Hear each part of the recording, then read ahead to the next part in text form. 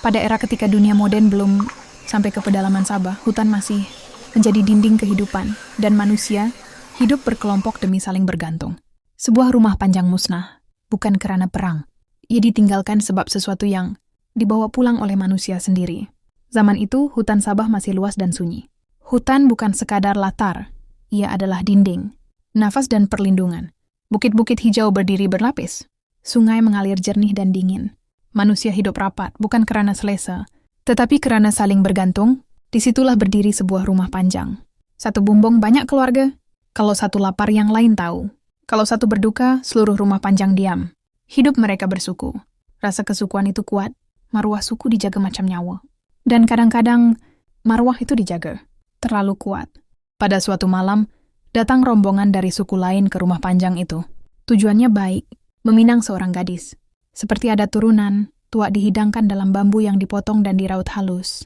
Setiap potongan bambu dibuat. Lebihan di tepinya, ditebuk lubang tempat, digantung di dinding selepas digunakan. Cawan bambu berpindah tangan. Pada awalnya sekadar menghangatkan badan. Namun apabila malam semakin panjang, tuak mula menghangatkan lidah. Orang ketawa. Cerita lama dibuka. Kisah siapa lebih gagah, siapa lebih ditakuti. Ada ayat yang sepatutnya ditelan, tetapi terlepas juga. Nada berubah. Mata mula merenung lama. Di kalangan pahlawan, diam itu bukan damai. Diam itu menunggu. Malam itu berakhir tanpa pergaduhan. Tetapi sesuatu sudah tertinggal di udara.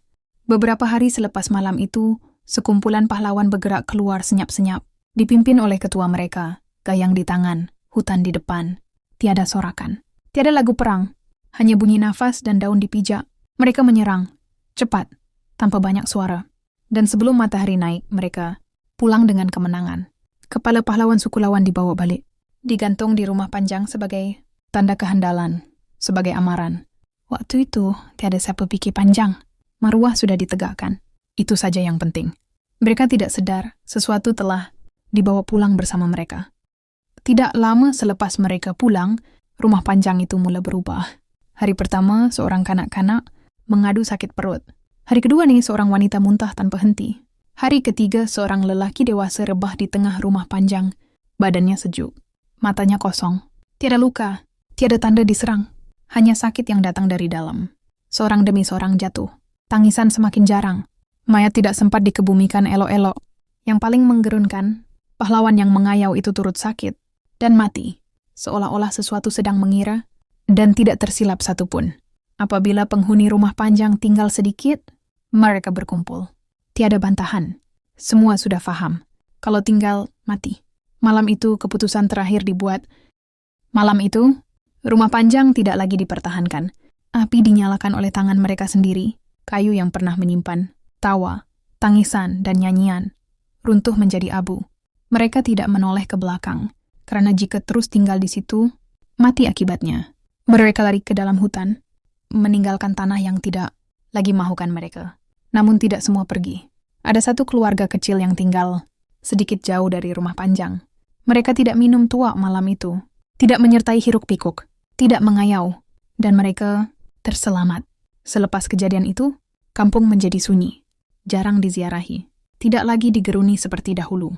Rumah berdiri berjauhan, malam terasa panjang, dan bunyi hutan lebih kerap menemani daripada suara manusia. Begitulah sebuah kampung memilih untuk hidup perlahan bersama sejarahnya sendiri.